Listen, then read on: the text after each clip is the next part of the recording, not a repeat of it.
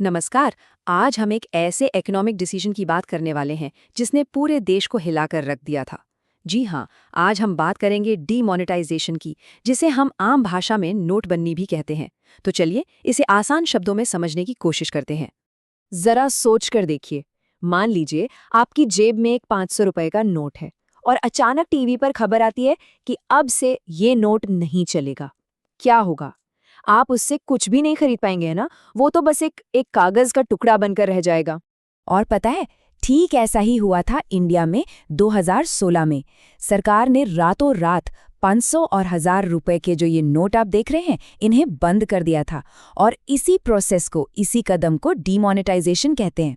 तो आज हम क्या क्या समझने वाले हैं। सबसे पहले डीमोनेटाइजेशन है क्या, फिर देखेंगे कि इसे क्यों किया गया, ये काम कैसे करता है, इसके अच्छे बुरे असर क्या हुए। हम 2016 के इंडिया वाले केस स्टडी को भी देखेंगे और आखिर में द बिग पिक्चर को समझेंगे। चलिए तो फिर शुरू करते हैं सबसे बेसिक सवाल से। आखिर ये डीमोनेटाइजेशन होता क्या है, इसका मतलब क्या है? टेक्निकली अगर इसकी डेफिनेशन देखें तो डीमोनेटाइजेशन वो प्रोसेस है जिसमें कोई गवर्नमेंट अपनी करेंसी का लीगल टेंडर स्टेटस वापस ले लेती है। अब ये लीगल टेंडर क्या है? इसका सीधा सा मतलब है कानूनी मान्यता। मतलब वो नोट अब ऑफिशियली किसी भी लेन देन के लिए, किसी भी ट्रांजैक्शन के लिए वैलिड नहीं रहा। और अगर इसे बिल्कुल आसान हिंदी में समझे तो डीमोनेटाइजेशन का मतलब है जब सरकार किसी करेंसी नोट को, मतलब पैसे को, वैलिड मानना बंद कर दे। बस जिस नोट से कल तक सब कुछ खरीद सकते थे, आज वो नहीं चलेगा। ठीक है, मतलब तो समझ आ गया। पर अगला बड़ा सवाल ये है कि आखिर कोई भी सरकार इतना बड़ा और ऑनेस्टली इतना रिस्की कदम उठाएगी ही क्यों? इसके पीछे मकसद क्या होते हैं? देखिए, इसके पीछे कई बड़े ऑब्जेक्टिव्स होते हैं। सबसे पहला और सबसे बड़ा, ब्लैक मनी पर काबू पाना। मतलब जो पैसा बिना हिसाब किताब के कैश में रखा है, उसे सिस्टम में वापस लाना।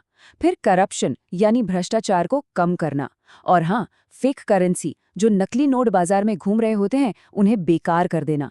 इसके अलावा टेररिज्म फंडिंग पर रोक लगाना, क्योंकि वो लोग भी कैश का ही इस्तेमाल करते हैं। और आखिर में लोगों को डिजिटल इकोनॉमी की तरफ ले जाना, मतलब ऑनलाइन पेमेंट्स को बढ़ावा देना। तो ये तो हो गए इसके मकसद। पर अब ये समझते हैं कि आखिर इसे लागू कैसे किया जाता है, इसका पूरा प्रोसेस क्या होता है। एक आम इंसान के लिए ये पूरा सफर 4 स्टेप्स में होता है। स्टेप 1, सरकार की तरफ से एक अचानक अनाउंसमेंट होता है। स्टेप 2, अनाउंसमेंट के तुरंत बाद कुछ खास नोट्स इनवैलिड हो जाते हैं। स्टेप 3, लोगों को एक टाइम लिमिट दी जाती है कि वो अपने पुराने नोट बैंक में जाकर बदलवा लें या जमा कर दें। और फाइनली स्टेप 4, सरकार पुराने नोटों की जगह पर नए करेंसी नोट्स जारी करती है। अब देखिए, जब इतना बड़ा इकोनॉमिक चेंज होता है तो इसके असर भी बहुत दूर तक जाते हैं। जैसे पानी में पत्थर फेंकने से लहरें उठती हैं। तो इसके कुछ पॉजिटिव असर भी हुए और कुछ नेगेटिव भी। यहाँ हम दोनों तरफ के इम्पैक्ट्स देख सकते हैं। पॉजिटिव साइड पर देखें तो डिजिटल पेमेंट्स में जबरदस्त बढ़ोतरी हुई। सरकार का टैक्स कलेक्शन भी पहले से बेहतर हुआ और हाँ, बैंकों में खूब पैसा जमा हुआ। लेकिन नेगेटिव साइड पर देखें तो पूरे देश में कैश की भारी किल्लत हो गई। छोटे बिजनेसेस को बहुत दिक्कत हुई और आम लोगों को तो पता ही है, बैंकों के बाहर लंबी लंबी लाइनों में घंटों खड़ा रहना पड़ा। चलिए अब इन सारी बातों को एक रियल वर्ल्ड एग्जाम्पल से समझते हैं। और इससे अच्छा एग्जाम्पल क्या होगा? इंडिया का 2016 का डीमोनेटाइजेशन। इस चार्ट को देखकर अंदाजा लगाइए कि ये फैसला कितना बड़ा था। एक ही रात में देश में जितनी भी करेंसी सर्कुलेशन में थी, उसका करीब करीब 87% हिस्सा रातों रात इनवैलिड हो गया। सोचिए, मार्केट में लीगल कैश बचा ही सिर्फ 13%। और अगर इस 87% को हम रुपयों में देखें तो ये रकम थी 15.4 ट्रिलियन रुपए।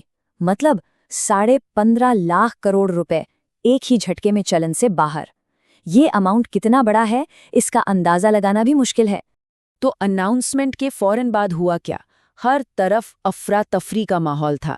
एटीएम और बैंकों के बाहर मीलों लंबी लाइनें। देश में कैश की सीवियर शॉर्टेज हो गई थी।